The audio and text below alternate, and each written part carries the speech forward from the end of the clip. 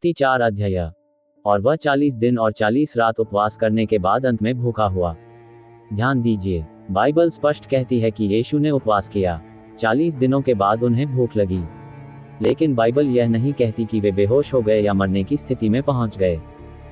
इसका अर्थ, यीशु का शरीर मानव जैसा था और जैविक नियमों में काम कर रहा था, लेकिन वह पूरी तरह नष्ट नहीं हुआ। यीशु का शरीर पूरी तरह मानव, बाइबल जोड़ साइंस। इब्रानियों 2 अध्याय 17। इस कारण उसे सब बातों में अपने भाइयों के समान बनना पड़ा। यूहन्ना 1 अध्याय 14। वचन देह बना। इसका वैज्ञानिक अर्थ, यीशु का शरीर पूरी तरह मानव शरीर, इसलिए उन पर भी लागू होते हैं मेटाबॉलिज्म, हार्मोनल परिवर्तन, ऊर्जा का उपयोग और संग्रह। उपवास के दौरान उनके शरीर में वही जैविक प्रक्रियाएं चल रही थीं जो किसी भी सामान्य मनुष्य में होती हैं। पहले 24 घंटे, ऊर्जा का पहला चरण। विज्ञान क्या कहता है? शरीर सबसे पहले ग्लूकोज का उपयोग करता है, यकृत और मांसपेशियों में जमा ग्लाइकोजन लगभग 18-24 घंटे में समाप्त हो जाता है। बाइबल का संकेत, अंत में भूखा हुआ, यानी भूख धीरे धीरे बढ़ी।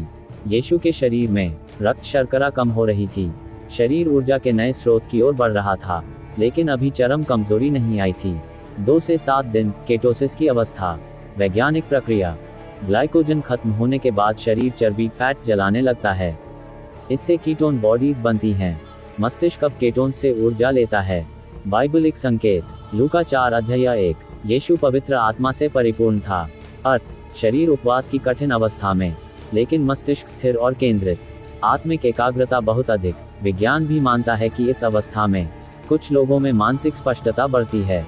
7 से 20 दिन, शरीर की गंभीर परीक्षा।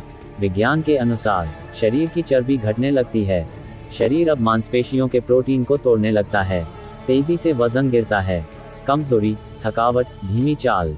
बाइबल का संकेत, 2 कुरिन्थियों 13:4। वह निर्बलता में क्रूस पर चढ़ाया गया। उपवास के समय यीशु का शरीर दुर्बल था, लेकिन वे पूरी तरह सचेत और नियंत्रण में थे। मस्तिष्क, मन और आत्मा, ब्रेन जोड़ स्पिरिट। विज्ञान कहता है, लंबे उपवास में डोपामिन और सेरोटोनिन बदलते हैं, मानसिक संवेदनशीलता बढ़ती है, कमजोर लोगों में भ्रम हो सकता है। बाइबल कहती है, मत्ती 4 अध्याय 4, मनुष्य केवल रोटी से नहीं, बल्कि परमेश्वर के हर वचन से जीवित रहेगा। अंतर स्पष्ट है। सामान्य मनुष्य मानसिक अस्थिरता, यीशु वचन में स्थिर, आत्मा में मजबूत। पानी का प्रश्न निर्णायक सत्य। विज्ञान का स्पष्ट नियम, पानी के बिना मनुष्य 3-7 दिन से अधिक जीवित नहीं रह सकता। किडनी फेल, रक्त गाढ़ा, मृत्यु निश्चित। बाइबल का सत्य, बाइबल कहीं नहीं कहती कि यीशु ने पानी नहीं पिया। उपवास का अर्थ अन्न त्याग होता है। यहूदी परंपरा में कई उपवासों में पानी पीना वर्जित नहीं था। निष्कर्ष, ये 40 दिन का उपवास भोजन के बिना था।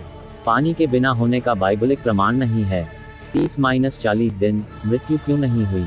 विज्ञान, पानी के साथ कई लोग 30-40 दिन तक चिकित्सकीय निगरानी में उपवास कर चुके हैं।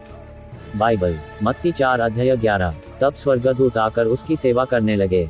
अर्थ, उपवास के बाद दैवी पुनर्स्थापना, शरीर को फिर से शक्ति मिली। अंतिम निष्कर्ष, यीशु का शरीर पूरी तरह मानव था। उपवास में सभी जैविक प्रक्रियाएं हुई। भूख, कमजोरी और मेटाबॉलिक परिवर्तन हुए। पानी न पीने का बाइबल प्रमाण नहीं। आत्मिक सामर्थ्य ने शारीरिक सीमा को संभाला। यह उपवास आत्मा विनाश नहीं, आत्मा विजय था।